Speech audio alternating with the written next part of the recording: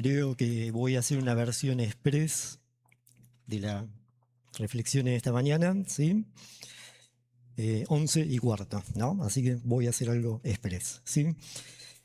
El título para que podamos reflexionar en esta mañana: ser iglesia para todas las generaciones, ¿sí? Habitualmente hablamos mucho del Día del Niño en estos días. Yo quisiera que podamos tener una mirada más amplia de qué es lo que nos pasa como sociedad, qué podemos hacer como iglesia, ¿sí? No solamente en relación a la niñez, sino básicamente porque todo impacta en la niñez. Bueno, ver cómo cada una de las generaciones que conformamos esta iglesia, esta comunidad, podemos cuidarnos, podemos crecer, podemos nutrirnos entre todos para que de alguna manera podamos llevar el Evangelio a cada segmento etario que nos compone como sociedad. En la semana, quizás por ser uno de los docentes más antiguos, ¿sí?, de la escuela donde trabajo, me pidieron que tenga un espacio de capacitación sobre inclusión escolar y salud mental. Había casi 150 docentes de todos los niveles: inicial, primario, secundario, profesorado, ¿sí? Y estuvimos charlando de esto, que les voy a mencionar simplemente los títulos, para que tomemos conciencia cuáles son las necesidades como sociedad que tenemos que observar como iglesia y sobre las cuales podemos trabajar. Mayor cantidad de estudiantes con su salud mental alterada en todos los niveles, edades de iniciación de trastornos psiquiátricos cada vez más tempranos, ¿sí? En primaria, docentes de primaria están viendo cosas que nunca antes han visto a lo largo de toda su formación docente. Más estudiantes medicados con psicofármacos, adolescentes, también niños, ¿sí? Y son hechos empíricos, son datos de la realidad. Más consumos problemáticos, mayores niveles de abuso, violencia de todo tipo, mayor vulnerabilidad en la estructura familiar. La familia cada vez siente que tiene menos recursos para poder abordar lo que significa ser niño, ser adolescente en un contexto complejo como el que tenemos hoy.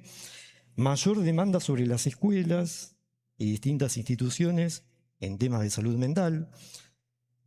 Docentes con niveles más elevados de estrés laboral, producto de todo esto, ¿no? Bueno, equipos de orientación escolar cada vez más desbordados, más saturados, y la lista sigue, la lista sigue. Creo que podríamos encontrar indicadores similares a todo esto en cualquier franja etaria de la sociedad que pongamos la lupa: niñez, adolescencia, jóvenes, jóvenes de mediana edad, adultos, adultos mayores de 60 años, ¿sí?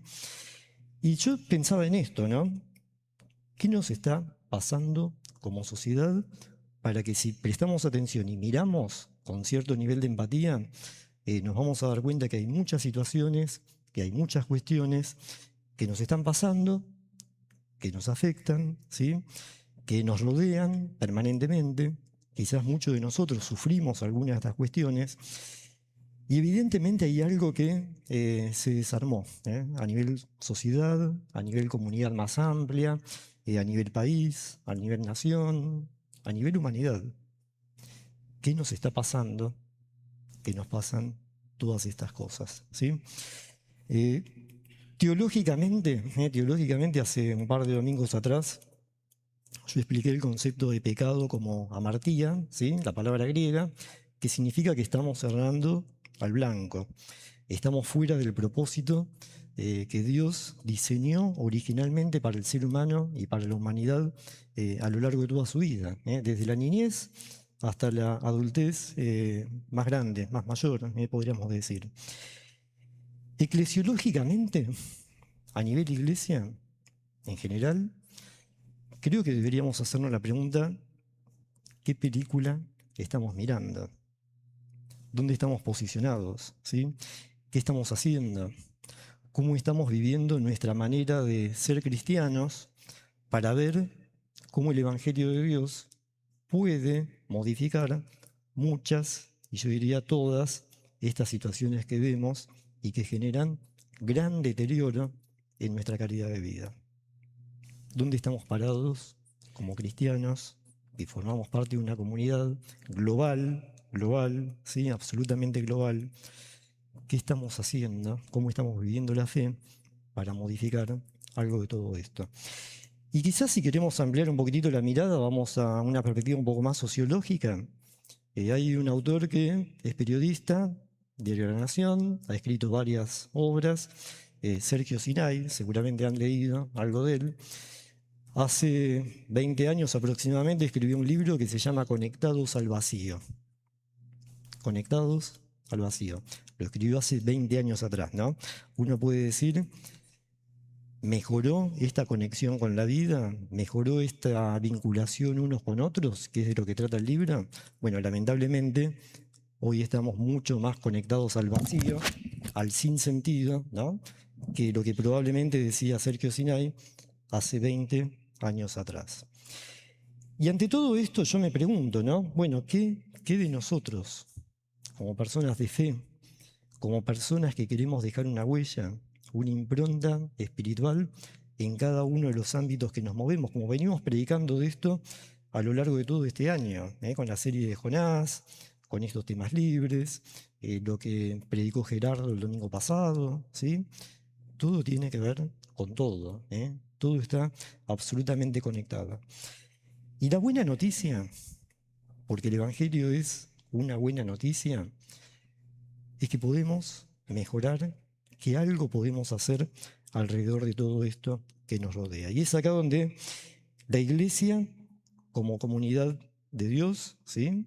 Como comunidad del pacto, como comunidad de fe, tiene algo para mostrar, tiene algo para hacer, tiene algo para modificar en medio de todo esto tan feo y tan crítico que vemos en nuestra sociedad. Cuando uno piensa en Efesios capítulo 2, que es lo que hemos leído hace un ratito, ¿sí? Que es lo que leyó Beto, dice, por lo tanto ustedes ya no son extraños ni extranjeros, sino que son conciudadanos del pueblo elegido y miembros de la familia de Dios. Estamos edificados en el fundamento de los apóstoles y los profetas, Cristo mismo es la piedra del ángulo, y en él todo el edificio bien armado se va levantando para llegar a ser un templo santo que adora y proclama a nuestro Señor. Cuando uno va a la Biblia, tanto el Antiguo como el Nuevo Testamento, habla muy puntualmente de lo que es ser iglesia, de lo que es ser comunidad de fe, ¿sí? Ser comunidad espiritual. Utiliza muchas metáforas, muchas metáforas. El Antiguo Testamento habla de la iglesia como un pueblo de Dios, como comunidad del pacto, ¿sí? El Nuevo Testamento habla como la iglesia toma la metáfora de un edificio, ¿sí? Cuya piedra fundamental es Dios mismo, es Jesucristo. Habla, por ejemplo, Corintios, de la metáfora de la iglesia como un cuerpo, cuya cabeza es Jesucristo, y somos todos miembros unos con otros. Y también podríamos decir que se toma la iglesia como metáfora, ¿sí? La familia como metáfora de la iglesia, en la cual Dios Padre y nuestro hermano mayor Jesucristo, bueno, cuidan de nosotros, nos nutren, nos alimentan, nos dan desarrollo, nos dan todo lo necesario para la vida. Y yo pensaba en esto, ¿no? Distintas metáforas, con particularidades cada una, pero ¿qué tienen en común cada una de estas metáforas? Bueno, lo que tienen en común básicamente es que, y voy rapidito, corro, porque si no, no llegamos. Todas estas metáforas muestran que la iglesia representa un todo, una totalidad que es sumamente compleja, que es orgánica, que es armónica, que es sinérgica, que es diversa, que es complementaria en un montón de aspectos, que es unida, que es organizada y que es sincronizada. Familia, edificio, pueblo, nación, cuerpo, como ideal metafórico, ¿sí? Como ideal metafórico, representa todo esto. Es más, las partes son únicas y son esenciales. Cada uno de nosotros, ¿sí? Somos únicos y esenciales. Y estas partes que constituyen el todo, cuando uno las ve como una globalidad, como una totalidad, siempre el todo es mucho más que la suma de las partes, ¿sí? Cada uno de nosotros somos importantes. Cada generación acá representada es importante. Pero el todo genera una sinergia espiritual que hace que nos potenciemos de una manera inimaginable en términos humanos, ¿sí? Entonces yo pensaba muy rápidamente esto, ¿no? ¿Qué es una iglesia que realmente representa todo esto? ¿Sí? Y hablo en términos globales, ¿eh? No pienso específicamente en una comunidad en particular. Bueno, fundamentalmente cuando uno va a la Biblia de Génesis hasta Apocalipsis, vemos que una iglesia que es madura, que es saludable, tiene la capacidad de cuidar, de integrar, de incluir, de generar el desarrollo armónico de todas las generaciones que la componen, sin dejar afuera ni a los más niños, ni a los más adultos, ¿sí? Ni a los del medio, ni a nadie, ¿sí? Entonces, yo quisiera que nos tomemos muy brevemente un tiempito, 5 minutos, para pensar vulnerabilidades y potencialidades de cada una de las generaciones que formamos esta familia de Dios. Si pensamos en la niñez, por ejemplo, hablando de vulnerabilidades, bueno, creo que ya con lo que dije alcanza y sobra, ¿no? Sin embargo, quisiera agregar que hoy la niñez y la adolescencia camina en un mundo que es muy diferente al nuestro, totalmente distinto al mundo en que yo me crié, me eduqué, probablemente la mayoría de ustedes. ¿Y cuál es una de esas grandes diferencias, más allá de la inteligencia artificial y de todo lo que viene en términos de tecnología? Vivimos en un mundo que ha renunciado a la idea de Dios. Vivimos en un mundo que ha decidido dejar fuera a Dios de los aspectos más importantes de la vida. Y encima, como si esto fuera poco, vivimos en un mundo en el cual los adultos, nosotros como adultos, vemos a nuestro alrededor que cada vez los adultos son menos adultos, ¿sí? Mucho narcisismo, mucha inmadurez, mucho pensar en uno mismo, ¿no? Bueno, hoy los niños y los adolescentes, muchos se crían sin adultos, sin padres, que sean esa referencia de fe y esa referencia emocional, social, psicológica que todos necesitamos para vivir. Tremenda vulnerabilidad, ¿sí? Pensamos un poquitito en los jóvenes. Bueno, creo que se encuentran en un mundo en el cual cuesta muchísimo, pero muchísimo, sostener vínculos estables. Vínculos de pareja, vínculos de amistad. Los vínculos son de lo más volátiles que hay hoy a nivel social, ¿sí? Cuesta sostener amigos, cuesta sostener relaciones profundas, ¿sí? En el tiempo, en lo cuantitativo, en lo cualitativo. Hay toda una crisis laboral, toda una crisis vocacional para muchos, ¿sí? Por eso nos alegra tanto que un joven se reciba, ¿no? Y celebramos y festejamos esto, porque hoy muchos jóvenes realmente viven una gran crisis alrededor de esto. Podríamos hablar un montón de cosas más, ¿eh? Pensamos un poquitito en los adultos de mediana edad, y no vamos a poner edades en esto, para no condicionar a nadie.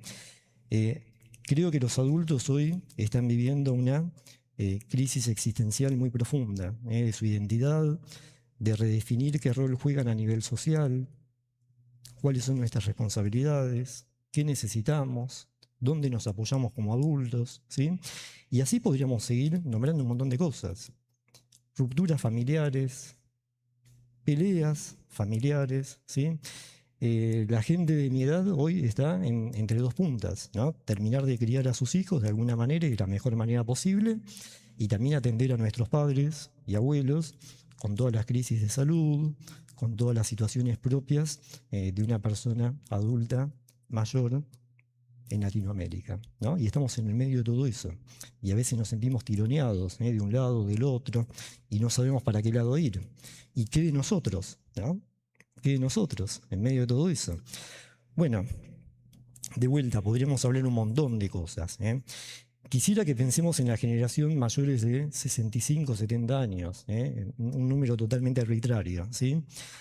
Hoy se lo llama la generación Silver, no sé si escuchaban hablar de esto, la generación plateada. Yo creo que ya califico para esa generación, en términos de color de pelo, pero es una cuestión simbólica, cultural. Hoy tenemos, gracias a Dios, y gracias a la ciencia una expectativa de vida mucho mayor, y personas que antes a los 65 años estaban completamente jubiladas de todo, hoy hay posibilidades de hacer cosas, de encontrar espacios, de crecer, de volver a soñar, y muchas veces la sociedad no acompaña todas estas posibilidades que una persona de 70, 80, 85, 90 años tiene por la gracia de Dios, ¿no? Ni que hablar de los sistemas sociales, políticos, médicos, ¿no? Cómo tratan a esta generación que nos ha dado la vida a todos nosotros. Creo que el desafío es enorme, creo que el desafío es enorme. Y yo quisiera que podamos pensar también la potencialidad que tiene cada generación. Cada generación tiene algo para dar. Y en esto tomo un poquitito una frase de C.S. Lewis, muy conocidos por todos nosotros. Escribió las Crónicas de Narnia, ¿sí? Más libros de teología, ¿sí? ¿Qué dice Lewis? Dice, nunca se es demasiado viejo, es fea la palabra, ¿no? Piense que está escribiendo hace 60 años atrás, ¿sí? Nunca es demasiado viejo para fijar una nueva meta. Nunca es demasiado tarde para soñar un nuevo sueño, ¿sí? Entonces la pregunta que uno se hace es esto, ¿no? O sea, ¿cómo acompañamos como iglesia, como comunidad de fe, las posibilidades, las potencialidades que tiene cada generación? Si uno piensa en los niños, adolescentes y jóvenes, creo que le aportan vida a una comunidad como esta, creo que nos aportan un recambio generacional que es esencial para seguir siendo iglesia de Dios en este tiempo, ¿sí? Y en medio de esta sociedad. Nos aportan energía, ¿sí? Una energía vital que a veces los más grandes ya tenemos que lidiar un poquitito con eso, ¿sí? Depende de la personalidad de cada uno también, ¿no? Eso influye mucho en la energía que uno tiene. Hoy los niños, los adolescentes, los jóvenes nos ayudan a tener que resignificar nosotros como adultos nuestra fe, para que ellos elijan vivir la fe de sus referentes adultos, de sus padres, de sus abuelos, ¿sí? De las personas mayores de esta comunidad. ¿Y qué de nosotros en cuanto a eso? ¿Sí? Bueno, los más jóvenes tienen esta potencialidad de ayudarnos a crecer en la fe a todos nosotros. Creo que los adultos, ¿sí? De mi edad, para hacerme cargo, somos un poco la columna vertebral, el organizador de lo que es una comunidad de fe. Creo que somos los que tenemos que hacernos cargo de los proyectos, ¿sí? Creo que tenemos que ser ese punto de apoyo que las otras dos generaciones necesitan, tanto los más jóvenes como los más mayores, ¿sí? Creo que tenemos que también tener la capacidad y la flexibilidad de ir dándole espacio a todos los jóvenes más adultos que empiezan a expresar sus inquietudes, sus proyectos, sus sueños, su vocación espiritual. Y juntos, ¿sí? Juntos, bueno, poder ser esa columna vertebral que sostiene la vida comunitaria en todas las generaciones. ¿Es un desafío grande? Sí, es un desafío grande. Pero si uno va a la Biblia, uno va a ver que todas aquellas generaciones que hicieron un cambio en la comunidad del pacto y en el pueblo de Israel, bueno, tuvieron esta armonía y este equilibrio entre juventud, edad adulta y personas mayores. Cuando algo de esto se desconfiguró, bueno, después quisiera leer un texto que habla específicamente de esto. Todo se derrumba, todo se viene abajo y no podemos ser un factor de cambio social en términos espirituales. Seríamos un poquitito más de lo mismo de lo que vemos puertas para afuera. Y ninguno de nosotros queremos vivir la fe de esa manera, ¿sí? Quisiera que podamos pensar en los adultos mayores, gente mayor de 65 años que por una edad legal empieza a transitar su jubilación, ¿no? Creo que aportan sabiduría, aportan experiencia, hoy aportan mucho tiempo que quizás otras generaciones no tenemos, ¿sí? Muchas millas recorridas, muchos aprendizajes que no podemos darnos el lujo de perderlos, de no tomarlos en cuenta, ¿sí? De no escucharlos, de no apropiarlos, porque muchas veces los errores de ellos, cuando ellos reflexionan y nos comparten sus experiencias, son como un gran GPS que hoy nos dice, mira, por ahí no, es por acá, por ahí no, es por acá. Y si nosotros nos perdemos de esa referencia, bueno, evidentemente nos vamos a dar la cabeza contra la pared, nos vamos a golpear, nos vamos a lastimar, vamos a perder tiempo.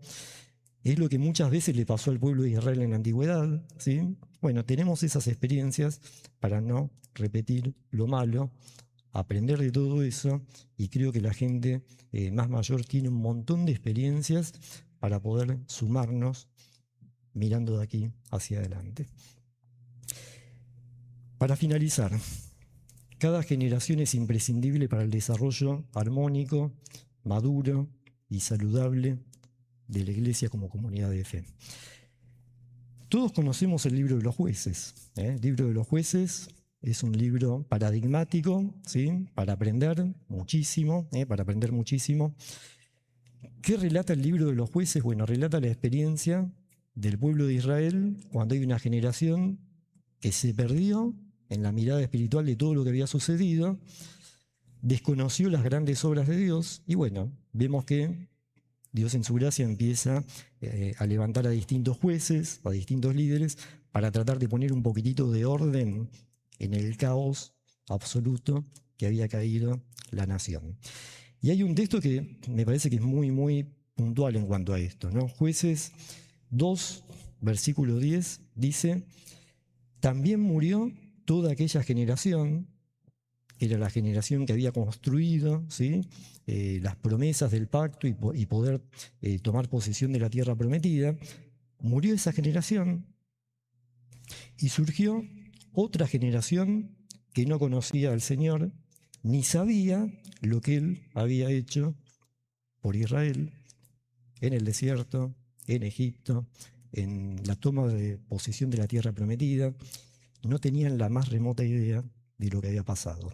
Bueno, el libro de los jueces, léanlo después, relata la historia de una nación que perdió toda una generación en el conocimiento de la historia de la salvación, de la historia de la nación y de la vivencia espiritual de Dios, guiando, cuidando a cada generación en Egipto, en el desierto, en la posesión de la tierra y hasta el final de los tiempos.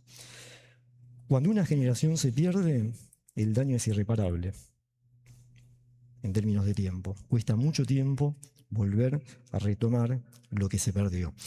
En la gracia de Dios y desde la mirada de Dios, bueno, Dios obviamente recupera, renueva, restaura, hace milagros que solamente Él puede hacer, pero creo que también nosotros tenemos que ser responsables, muy responsables, en cómo construimos, bajo la gracia de Dios, una comunidad que encuentre el espacio para cada persona y para cada generación que es parte de esa comunidad.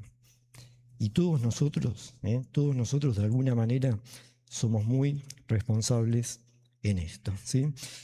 Dice el texto que hemos leído: ya no somos extraños, ninguno aquí en esta comunidad es un extraño.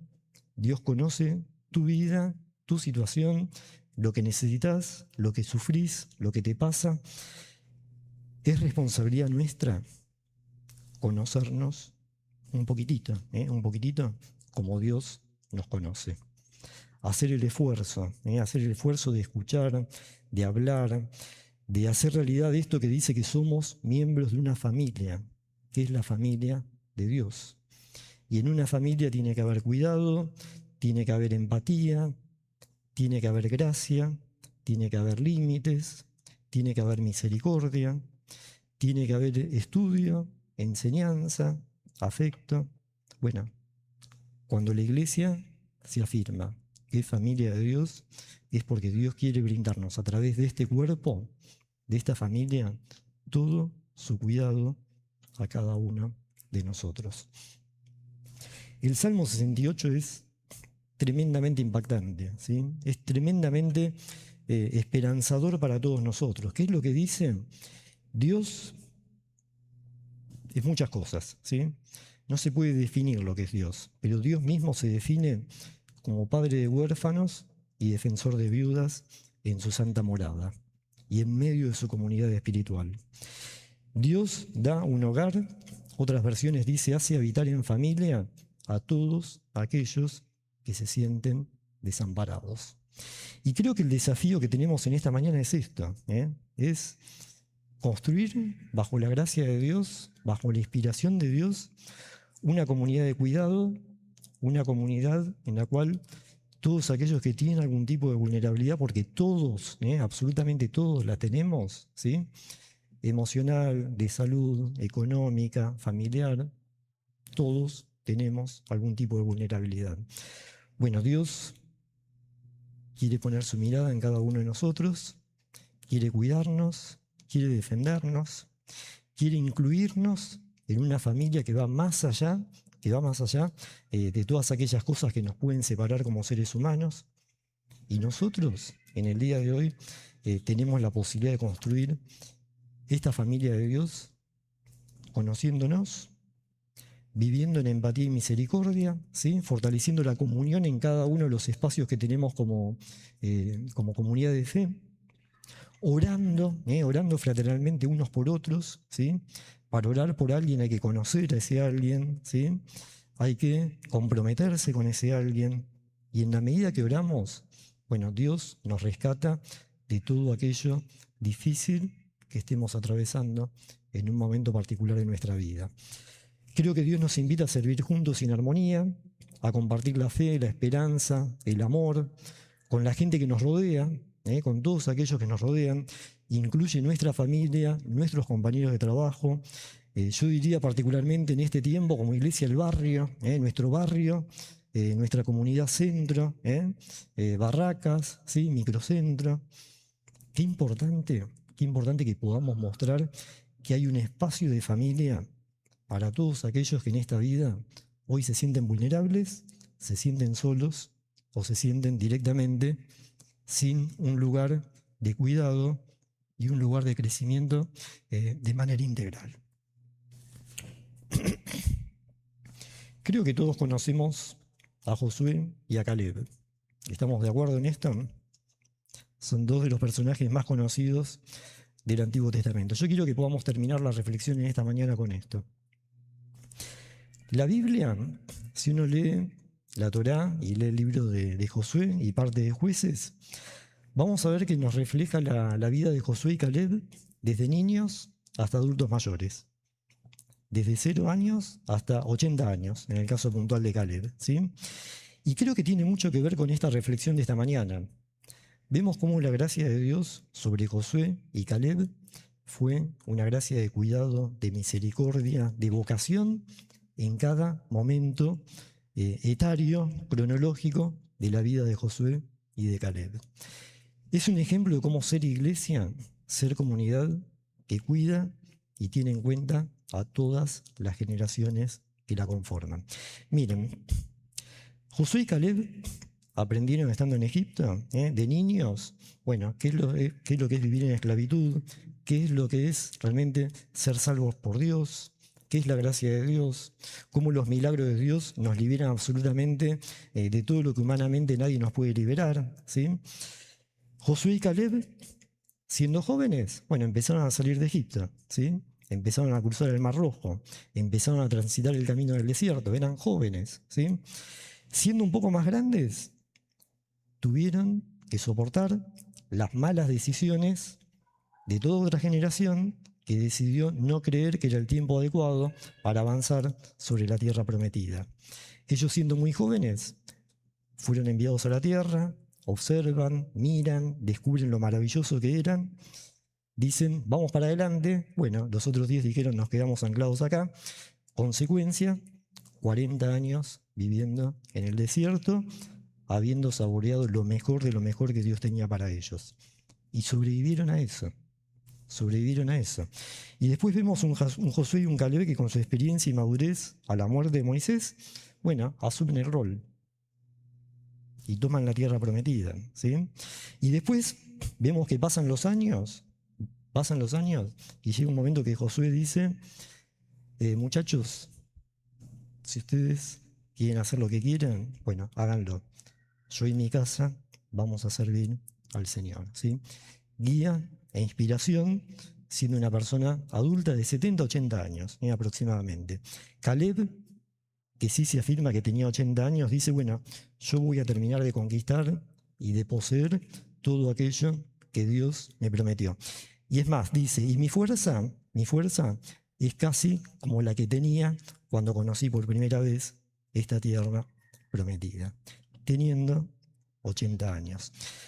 Estas dos personas, a lo largo de toda su vida, bueno, tuvieron el cuidado de Dios, el cuidado de Moisés, asumieron un rol protagónico, nos dan un ejemplo hoy de lo que es ser una comunidad y una iglesia que cuida y potencia a todas sus generaciones, ¿sí? Vamos a tomarnos un tiempo para orar, ¿eh? Yo le voy a pedir al equipo de oración si se quieren acercar. El Salmo 90 dice: Señor, tú has sido nuestro refugio generación tras generación. Desde antes que nacieran los montes y crearas la tierra y el mundo, desde los tiempos antiguos y hasta los tiempos postreros, tu cuidado es de generación en generación. Tú, solamente tú, nos sostienes porque tú eres nuestro Dios. Así que quisiera que nos podamos invitar unos a otros en esta mañana a recibir este cuidado parental, familiar, ¿sí? Cálido de Dios sobre cada uno de nosotros, en aquello que estemos viviendo, en aquello que estemos atravesando, que en esta mañana podamos sentir el amor, la misericordia, la gracia, el cuidado de nuestro Padre Dios. Y al mismo tiempo que recibimos este cuidado, animémonos unos a otros para ser una iglesia que manifiesta y que expresa ese cuidado de Dios de generación en generación. Amén.